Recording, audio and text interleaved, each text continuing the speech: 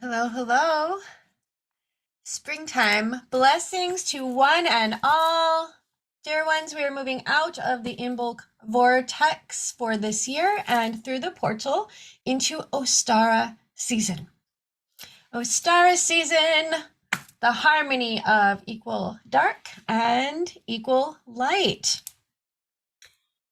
The vernal equinox marks the halfway point between the solstices of winter and summer, and it is marked by our entry into the sign of Aries. Our sun shifts into the sign of Aries, the sign of the Ram, on Monday, March 20th at 2:24 p.m. Temple time, and that is Pacific Daylight Time. Aries. Aries, the first sign of the zodiac, the beginning of spring. From this moment onward, we are officially within the light half of the wheel of the year. And even though my heart is most delighted by the dark, I know that the growing light makes most of you very, very, very happy. And so I celebrate with you and I honor your joy, beloved ones.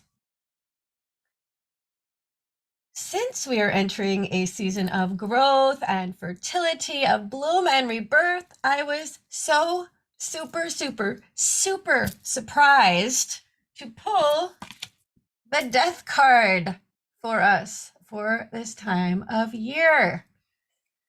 And this card is, as always, from the Morgan Greer Tarot, a deck that always amazes and inspires me.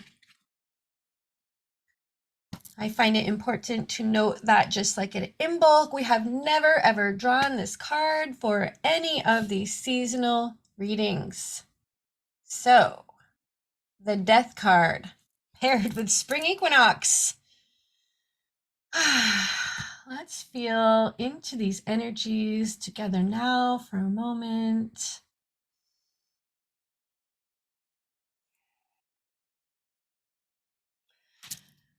As dark balances light, the below, the above, so does death balance life. And from death, new life comes. It is the compost of our past that nurtures and informs our present. And as we step forward into this new beginning, it is essential that we remember the lessons we have already learned and apply the wisdom that we have already gained. Let us not repeat past mistakes or get so caught up in nostalgia for the good old days that we forget to be fully present within the holy moment of now. With open eyes, let us honor and acknowledge what has recently died in our lives, both literal and metaphorical. What has ended, transformed, or transitioned for you? What are you choosing to leave behind so that you may walk unencumbered into the future that begins now?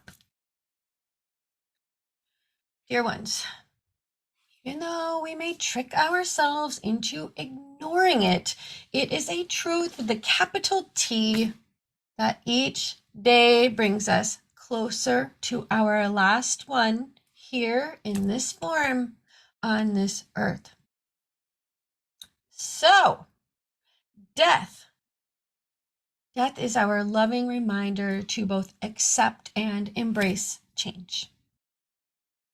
What if we allowed ourselves to surrender to change, to fall in love with change, to fall in love with change instead of fighting it every step of the way?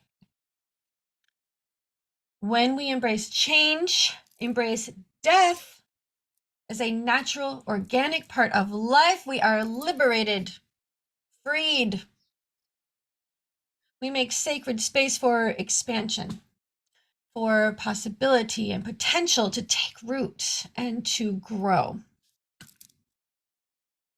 Beloveds, there is a certain comfort to be found in the places where we recognize and respect that we are not in control.